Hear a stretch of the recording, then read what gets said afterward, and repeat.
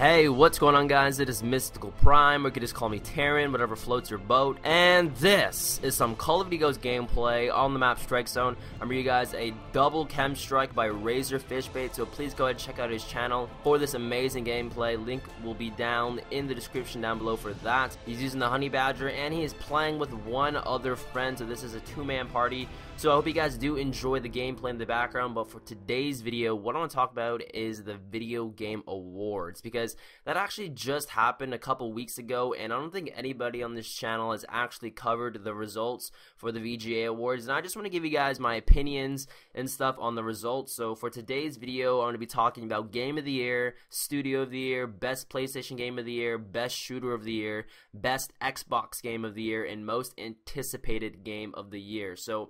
But first off, I want to start off with the Game of the Year, guys. I'm going to give you guys my opinion on the result. So the nominees for Game of the Year were BioShock Infinite, Grand Theft Auto 5, Super Mario 3D World, The Last of Us, and Tomb Raider. And the winner was Grand Theft Auto 5. And my personal opinion on that is that I wasn't a big fan of Grand Theft Auto 5. I bought the game the day it came out, and within 2 hours, I literally didn't play the game anymore. And it wasn't because I didn't enjoy the game. Well, actually, it was. I didn't really enjoy the game that much. And my opinion, though, doesn't really matter because I'm one of those few people that just don't like Grand Theft Auto 5.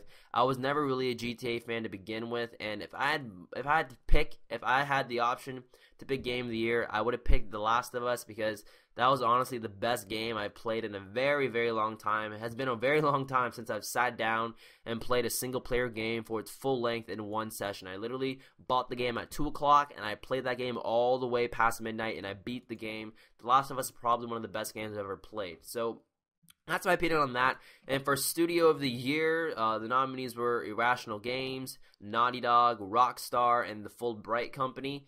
And Naughty Dog took the place for Studio of the Year, and I completely agree with that. They brought probably the best game ever. Like, The Last of Us was a brand new IP, and, you know, no one knew that was coming. Everybody was expecting Uncharted 4, but we got The Last of Us, and I was glad we got something different. And it just shows that Naughty Dog is a very well-made AAA title company. They're able to make great games, and they made a new IP that was amazing. The Last of Us got so much praise for how good the game was. But moving on, let's talk about the best PlayStation Game of the Year. And the nominees were Grand Theft Auto 5, Rayman Legends, The Last of Us, and Tomb Raider. And the winner of that was The Last of Us, and I completely agree with that. I honestly, The Last of Us is, I'm going to say it once. I already said it once, I'm going to say it again.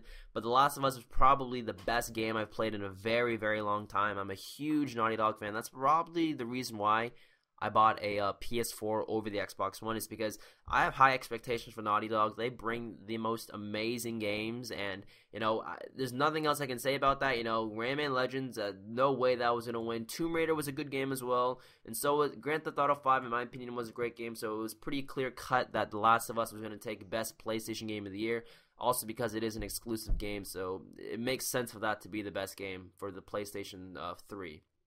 But moving on, we're going to talk about the Best Shooter of the Year, and the nominees were Battlefield 4, BioShock Infinite, Call of Duty Ghost, and Metro Last Night. And the winner of that was BioShock Infinite, and I completely agree. You know, Battlefield 4, I bought it both for my PlayStation 3 and my PS4, and I'm not a fan of the brand new Battlefield 4. It doesn't feel like it changed that much. It still feels like Battlefield 3 to me. I played the game a lot, though. Don't get me wrong. I play a lot of Battlefield. I played a lot of Battlefield 4. I have a lot of hours in that game, but I just didn't really enjoy it that much. My favorite Battlefield of all time was Battlefield Bad Company 2, and it's still going to stay that way until they make a game that actually revolutionizes the Battlefield series. And Call of Duty Ghost, you know, no way that game deserves Game of the Year. Honestly, it did not do anything to change the series at all. I'm just like, sure, they added like new features and stuff, but it just wasn't enough to make that game even close to being Game of the Year. And Metro Last Night, I've never played that game, so it makes sense that BioShock Infinite took this year's Best Shooter of the Year. It honestly is a really good game. The storyline is amazing. I actually have it for the PS3, and I haven't even played it yet, but I've played all the other BioShocks, and I can completely agree that this game deserves to be Game of the Year. And moving on to Best Xbox Game of the Year, the nominees are BioShock Infinite, Grand Theft Auto 5, Tomb Raider, and Brothers: A Tale of Two Sons. And the winner was A Brother: A Tale of Two Sons. But to be honest, guys, I've never played A Brother's Tale of Two Sons. So I have no idea how good that game is, but I have played BioShock, Grand Theft Auto, and Tomb Raider. But that game did take Game of the Year. I don't really have an opinion on that. So A Tale of Two Sons is this year's Xbox Game of the Year, but I've never played it, so I don't really have much of an opinion on it. But it won, so it must be a good game, right? And moving on, we're going to be looking at the most anticipated game of next year. So what is the most anticipated game of 2013? That's going to be moving on to 2014. The nominees were Destiny, Titanfall, South Park, The Stick of Truth, The Witcher 3, and Watch Dogs. And to be honest, guys, the winner was Titanfall. That was the most anticipated game of the year, and I completely agree. It probably is going to be one of the 2014's best games if it lives up to the hype, because it looks like an amazing game, and it makes me kind of regret buying a PS4 over the Xbox One. But I can always buy that game on the computer. But it makes me a little bit regretful. That's all I have to say about that. And Watch Dogs could have potentially have been most anticipated game, in my opinion, but that game has been hyped so much that the hype just lost it in itself. How many gameplays, trailers, and things have you heard about Watch Dogs for the past 2-3 years? You've heard so much about the game. We know all about it. The hype is just done. We just want to play the game, but it's still not out yet, so it's been delayed. And Destiny, there's not a lot of hype behind that game. At least I don't think so. I'm not really hyped about Destiny, in my opinion. So I don't know. I'm going to buy the game, but I don't really have a lot of expectations for it. But it's made by Bungie, so it must be a good game. But this is the end of the video, guys. If you guys did enjoy my coverage on the Video Game Awards for 2013, but I'm Mystical Prime, or you can just call me Taryn. Please go ahead and check out my channel. Link will be down in the description down below. And don't forget to hit a like for today's video. But I'm Mystical Prime, or you can just call me Taryn, and I'll see you guys later.